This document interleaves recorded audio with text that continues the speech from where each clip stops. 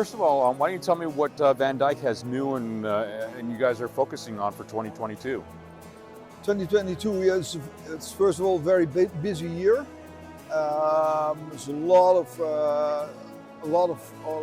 demand from the market.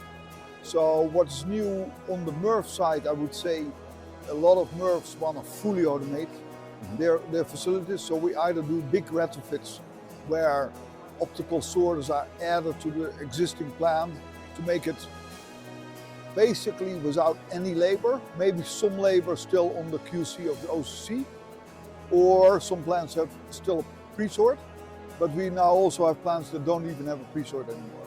So fully automated plant, that's a big thing that's new on the MRF side. Otherwise, we do a lot of business in the plastics industry now. That's new, where people take the residue of MRFs, take out, for example, the polyolefins, the PP, the PE, the PS, and then that would go in a reactor and they make monomers, so chemical recycling. Or true circular recycling, where a PET bottle goes back into a PET bottle. That's different. That's also on the plastic side, so there's a lot of demand there.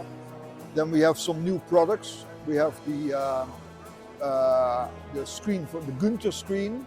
It's like an auger screen, so it's a screen especially good for material like CNI material that would wrap around screens. This screen doesn't wrap. So you can get a certain fraction out without the screen wrapping. It's a unique sight. It's a screw. It looks really different than the screens that we're used to. We do some other things. We make molds for blocks. In Europe, all the recycling plants have beautifully stacked walls. They're like Lego blocks, but then from concrete. And they look gorgeous. They stack well. And here in the United States, we have terrible blocks. So we are now selling the molds to make these Lego blocks. So anybody that's interested in that can buy the molds from us, and then you have to make the concrete blocks yourself. So that's a new thing. Smicon on the organic side is an installation where they make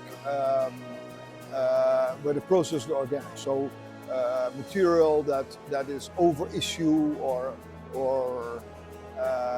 not sold, food products get depackaged. Then the sludge goes into a digester to make energy from that, and the packaging comes out. So that's starting now. Our sales manager on the West Coast sold 2 installations in California. So we see that that's a new thing that's up and coming. Further we have small things like defoam for people that are very dusty operations. We have it's a kind of a foam to control the dust in places, and that's very important for the work environment. Right. Pieter, how do you think the industry is doing now that we're starting to really turn a corner on this pandemic and come out of COVID? Do you see things picking up a little bit more, or are they pretty much the same? No, it's the demand is gigantic. The demand is gigantic. We are looking now to double production capacity. We're going in second shifts on the manufacturing side. It's just a massive amount of demand. Yeah, so it's really the last 2 years, if we look at it, our sales were down a little bit just because of COVID. Because for like in the beginning of 2020, nobody did anything, and we see the results of that. Those 2 months or 3 months are just lost. So we were probably otherwise more or less on the same level, but the sales were down 10% from 2019. Now we are going to have a record year in 2022. Fantastic. You also picked up a number of new vendors, correct? Yes. And how is that going? Are you going to continue this to look for more vendors to work with? Yeah, we look at specific vendors for niche products we don't have or where the future is, right? So we do Haas shredders because we see on our C&D systems we do the front end. But once we have the wood, Haas is particularly good in processing that wood further, right? That's why we selected Haas to work with them. Smicon, like I talked about, organics processing, that's new market. We looked at what is the best product in the Netherlands, that's Smicon, so we came to represent them. Excellent. So it's a little bit like when it fits in our overall strategy or our overall growth, we select new vendors in cases where we need to. Sounds like you have an extremely busy year ahead of you guys. Yeah. Yeah, is that good or bad? That is to good. Be overwhelmed with all this. Yeah, look, it gets its own set of problems, right?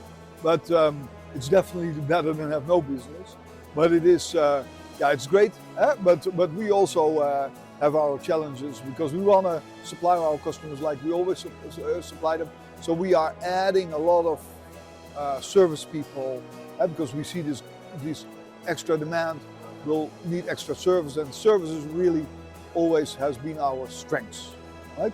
So we don't want that, it's better than our sales, so we want our service to keep up to par with all this new equipment that's coming in, so we have to add people.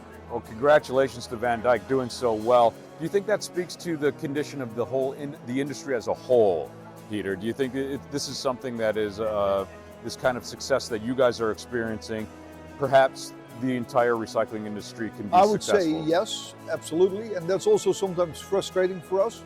It's like we like to compete on really the key elements of our business, because we feel we are better than anybody else.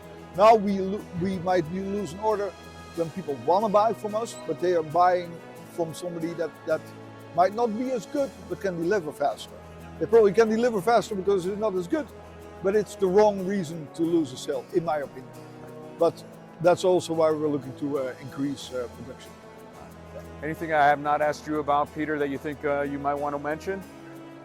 There are probably a few things, but I think you covered it pretty well. Excellent. Yeah. Thank you so much for your Thank time. you.